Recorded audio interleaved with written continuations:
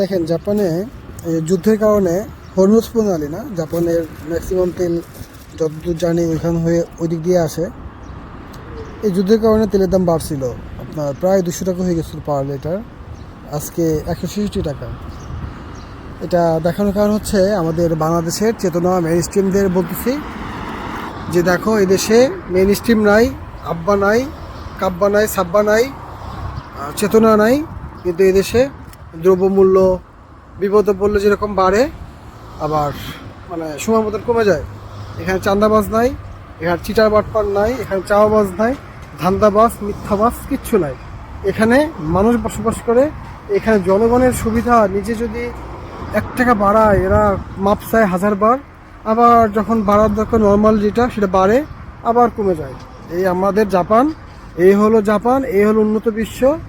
ওই যাদেরকে আপনার সব থেকে খারাপ জানেন তারাও কিন্তু নিজের দেশের নাগরিকের কাছে ভালো, তারা দেশের জন্য সব কিছু করে, সোনা তেল সব অন্য দেশ থেকে নিজের দেশে নিয়ে এসে মজুত করে। যতই তাদেরকে আমরা খারাপ বলি না কেন, তারা কিন্তু নিজের দেশের জন্য ভালো। আর আমাদের চেতনা, আমাদের চুদলিং, এরা হলো দেশের মানুষের টাকা মাইনে দিয়ে বিদেশ বাঁচা করবে। এরা বলে আমার চেতনা, আমার আব্বা আছে, আমার আব্বা এই আমার অমকে স্বাধীন করছে দেশ। কালকে শুনলাম এতদিন শুধু 2 লাখ দর্শন হয়েছে যুদ্ধে, আজকে শুনতেছি আবার 2 লাখ না 3 লাখ। রিলেশনে ভিডিওতে দেখলাম, মানে একটা কমেন্টে দেখলাম আর কি।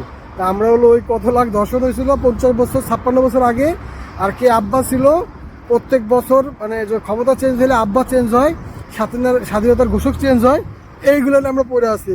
মাঝখান থেকে কিন্তু দেশের মানুষের পিছন দিয়ে কামসাই দিচ্ছে এই চেতনাধারী এই মানুষগুলো। জনগণ গরিব আরও গরিব হইতেছে, আর ওই ধান্দাবাজ চান্দাবাজ সেটার বাটপার বিপদের সময় দিয়ে বিদেশে পলাই থাকি, আবার সময় হইলে বিদেশ দেশে যায় মল মশলা খাই, টাকা পয়সা করে তারপরে আবার সময় মতন আবার চলে যাবো। লজ্জা লাগে না? এরা আবার চেতনার কথা বলে, দেশকে ভালোবাসি। আরে শোনা রে, আরে শোনা তিতে কথা, মানে মানে খারাপ কথা আমি ভালো মতো বলতে পারি না, আমি দুঃখিত এই জন্য, কিন্তু কথাগুলো কিন্তু সত্য।